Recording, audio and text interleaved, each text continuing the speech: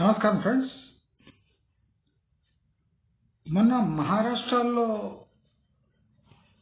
మనం చూసిన election results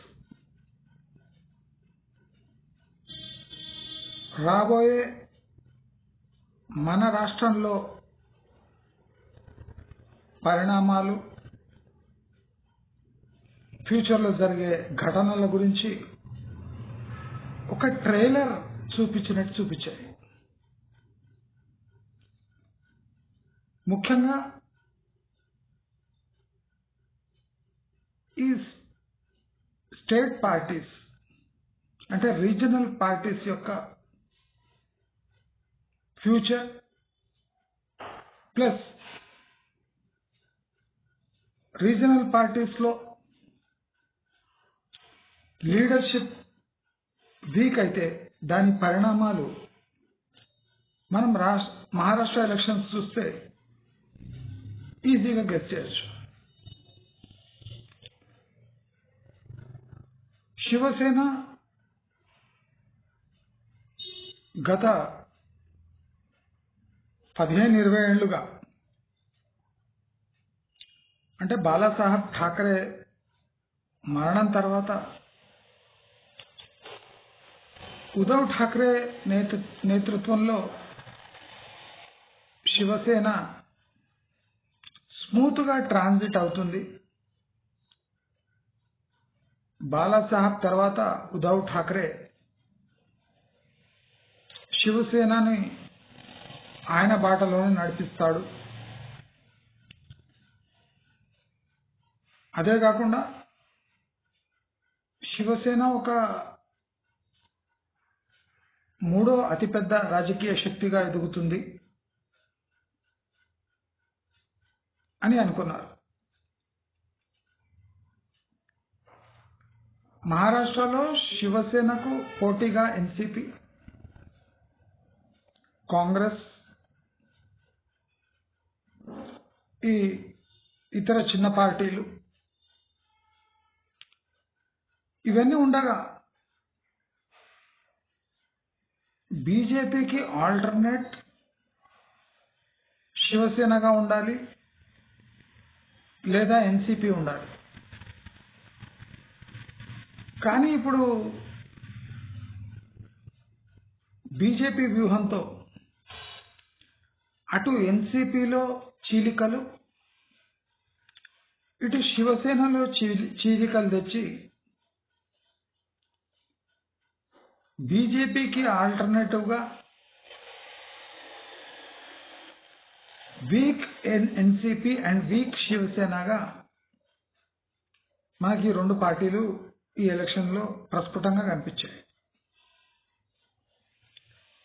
NCP split కాకుండా శివసేన స్ప్లిట్ కాకుండా ఉంటే బీజేపీకి పెద్ద థ్రెట్ అని తెలిసి ఇటు ఎన్సీపీని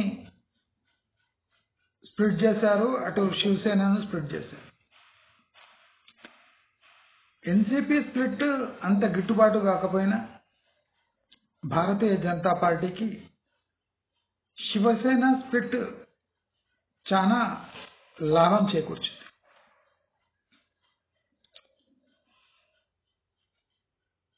ఉద్ధవ్ ఠాకరే తన తండ్రి స్థాపించిన పార్టీని తన కళ్ళ ముందే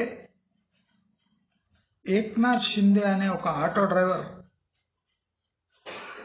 ఆ టోటల్ పార్టీని హైజాక్ చేసి మెజారిటీ ఎమ్మెల్యేలను తన వైపు తిప్పుకొని ఆ పార్టీ సింబల్, దాంతోపాటు బాలాసాహెబ్ ఠాకరే యొక్క ఇమేజ్ను కూడా కిడ్నాప్ చేసినట్టు అయింది. తన తండ్రి స్థాపించిన పార్టీ తన కళ్ళ ముందే తన తండ్రి చిత్రపటం కూడా పెట్టుకోలేని విధంగా ఏక్నాథ్ షిండే శివసేనను తన వైపు తిప్పుకొని లాస్ట్ 5 years ముఖ్యమంత్రిగా కొనసాగి తన సత్తా చాటుకున్నాడు. బీజేపీ తెలివిగా ఏం చేసిందంటే ఏక్నాథ్ షిండేని చీఫ్ మినిస్టర్గా వర్క్ చేయమని లేదా వర్క్ చేసేటప్పుడు ఫ్రీడమ్ ఇచ్చింది. దాంతో ఏం జరిగిందంటే ఏక్నాథ్ షిండే తన మార్క్ పరిపాలన చూపించి ఉద్ధవ్ ఠాక్రే వర్గాన్ని వీక్ చేసి శివసేన పార్టీని మరింత బలపడేలా వర్క్ చేశాడు. అది మనకు ఈ ఎలక్షన్లో క్లియర్గా కనిపించింది. ఉద్ధవ్ ఠాక్రే యొక్క లాజిక్ అంటే సుప్రీంకోర్టుకు పోయి శివసేన నాది అనేది యాక్చువల్లీ అనైతికం. ఎందుకంటే మెజారిటీ ఎమ్మెల్యేస్ ఏక్నాథ్ షిండే వైపు ఉన్నాక ఉద్ధవ్ ఠాక్రే అనకున్న శివసేన పార్టీ ఇక తనది కాదు అని జీర్ణించుకోలేక డైరెక్ట్గా పూర్వ చీఫ్ జస్టిస్ చంద్రచూడ్పై నిప్పులు చెరిగిన వ్యక్తి ఉద్ధవ్ ఠాక్రే. మెజారిటీ ఎమ్మెల్యేలు తన వైపు లేరని తెలిసిన, తన సింబలిక తనది కాదని తెలిసిన, తన తండ్రి చిత్రపటం తాను పెట్టుకోకూడదు అనే ఒక రూల్ ఉన్నా తాను ఆఖరి ప్రయత్నంగా సుప్రీంకోర్టులో వేసి అది ఎటూ తేలకుండా, ఇప్పుడు తేలినా ఆయనకు భంగపాటే కానీ ఆయన తరఫున నిలబడే వాళ్ళు లేరు, ఆయనను సమర్థించే వాళ్ళు అసలే లేరు. ఈ రీజనల్ పార్టీస్ యొక్క భవిష్యత్తును మహారాష్ట్రలో శివసేన ప్రస్ఫుటంగా చూపించింది. శివసేన కూడా ఒక వ్యక్తి ఆధారిత పార్టీ, అదే బాలాసాహెబ్ ఠాక్రే. మనం బాలాసాహెబ్ ఠాక్రేని కేసీఆర్ అనుకున్నా, ఉద్ధవ్ ఠాక్రేని కేటీఆర్ అనుకున్నా, వీళ్ళ వ్యక్తిత్వాలు సుమారు ఒకటే. ఇద్దరు తమ పార్టీని తమ గ్రిప్లో పెట్టుకొని శాసించిన వ్యక్తులే. కానీ బాలాసాహెబ్ ఠాక్రే మరణం తర్వాత వాళ్ళ ఎమ్మెల్యేలో వచ్చిన చైతన్యం వల్ల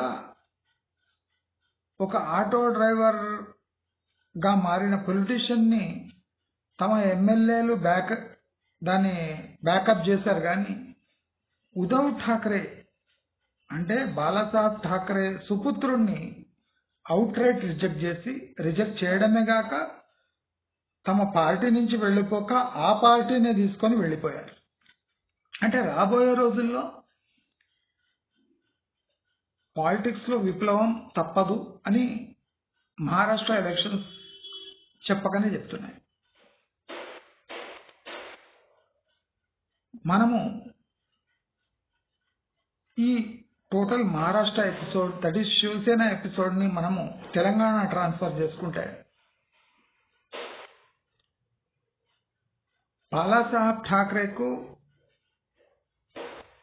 ఏకైక వారసుడు ఉద్ధవ్ ఠాక్రే అని అనుకున్నా, ఇక్కడ కేసీఆర్కి వారసుల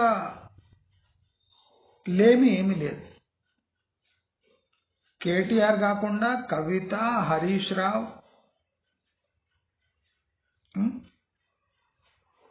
అదే కాకుండా వాళ్ళ అల్లుళ్ళు, ఈ వారసుల రేస్ ఎక్కువ ఉంది. ఈ వారసుల రేస్ ఎక్కువ ఉంది అంటే బీఆర్ఎస్ సేఫ్ ఉంది అని లెక్కగా. బీఆర్ఎస్కి శివసేన కన్నా రిస్క్ ఎక్కువ ఉంది. అదెట్లా అంటే బాలాసాహెబ్ ఠాక్రేకు ఉద్ధవ్ ఠాక్రే వారసుడు, కానీ కేసీఆర్కి ఎవరు వారసుడు అనేదే పెద్ద ప్రాబ్లంగా మారింది. ఆ ప్రాబ్లం చిలికి గానవాని BRS Kavitha faction, BRS KTR faction, BRS Harish Rao ఫ్యాక్షన్గా మూడు పాయలుగా ఈజీగా ఎవరైనా అనుకుంటే చీల్చవచ్చు. అదే పనిలో ఇప్పుడు ఉన్నారు కాంగ్రెస్ వాళ్ళు, బీజేపీ వాళ్ళు. కానీ అది జరిగిన రోజు బీఆర్ఎస్ డివైడెడ్ బై 3గా మారుతుంది.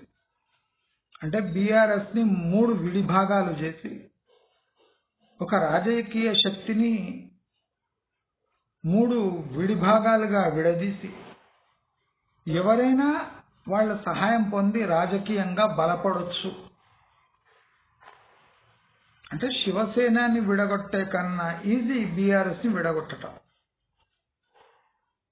కానీ ఒక మంచి పాయింట్ ఏమంటే కేసీఆర్ ఇంకా బతికే ఉన్నాడు.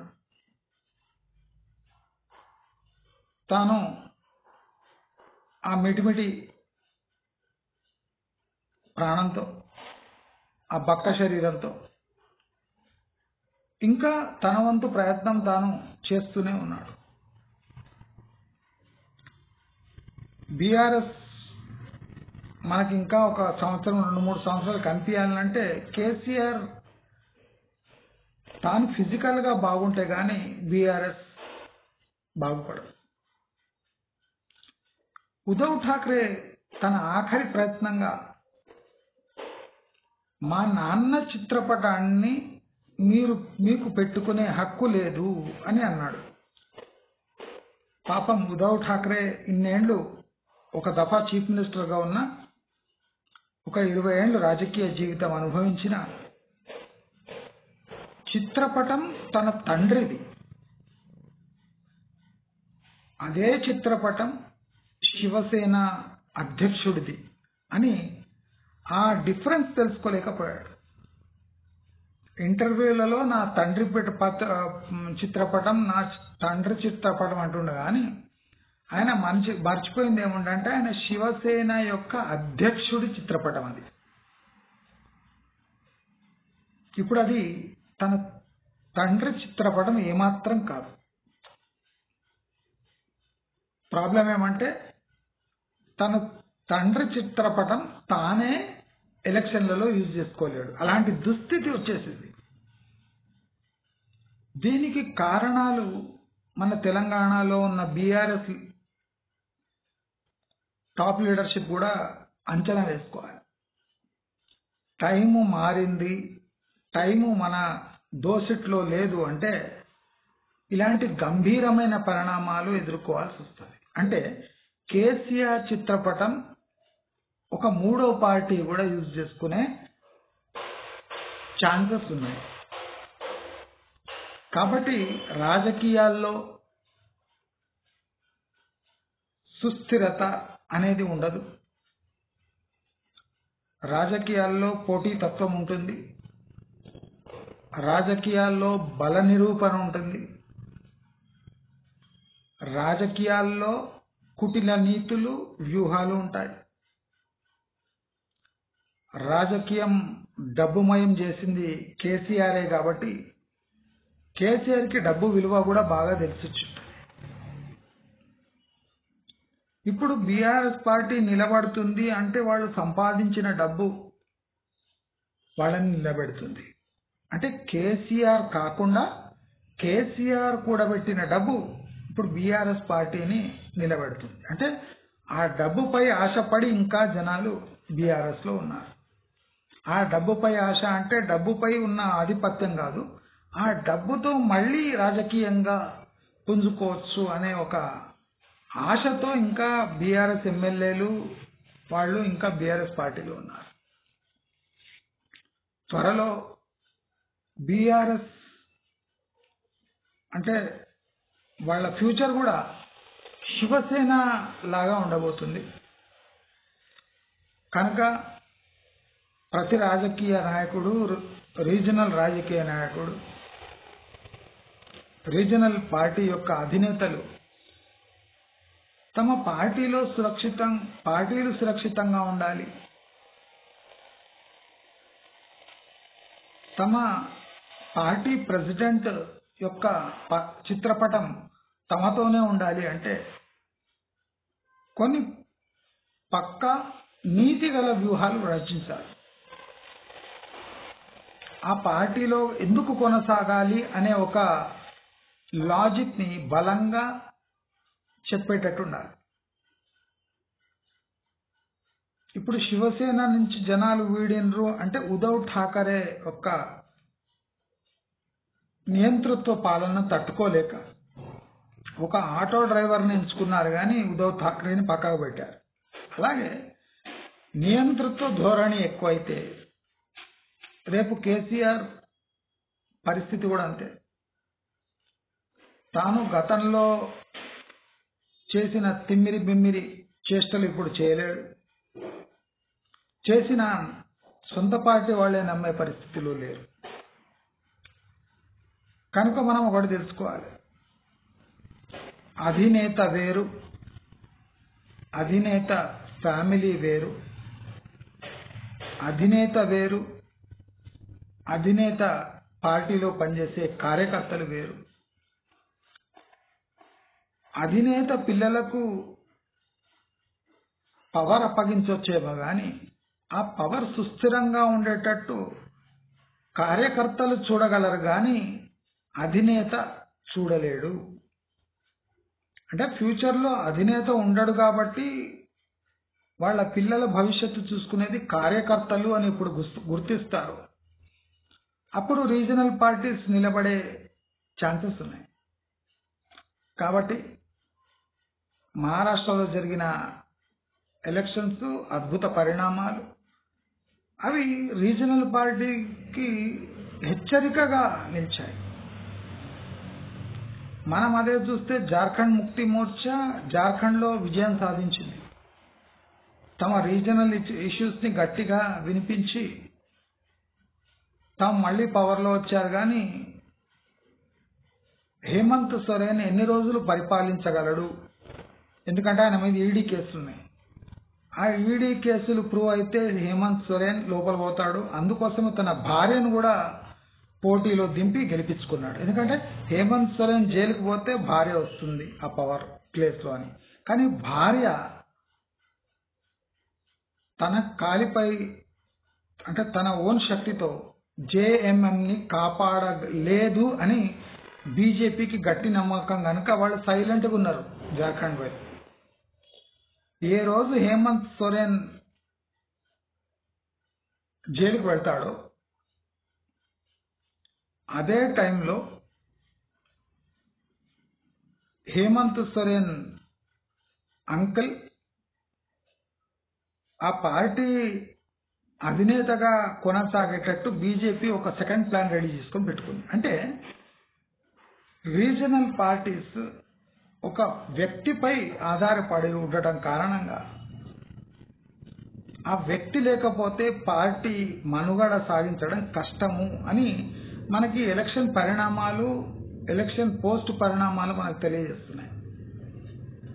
కనుక ప్రతి రీజనల్ పార్టీ తమ అధినేతపై భారం మోపకుండా, ఆయన చరిష్మాపై బతకకుండా కార్యకర్తల కృషి, కార్యకర్తల కష్టాన్పై దృష్టి సారించి వాళ్లకు పదవులు కట్టబెడితే రేపు రీజనల్ పార్టీస్ మనుగడ కూడా నేషనల్ పార్టీస్ లాగా సుదీర్ఘంగా కొనసాగవచ్చు అని చెప్తూ, మీకు ఈ వీడియో నచ్చినట్టయితే లైక్, షేర్, సబ్స్క్రైబ్ చేసుకోండి. నమస్కారం.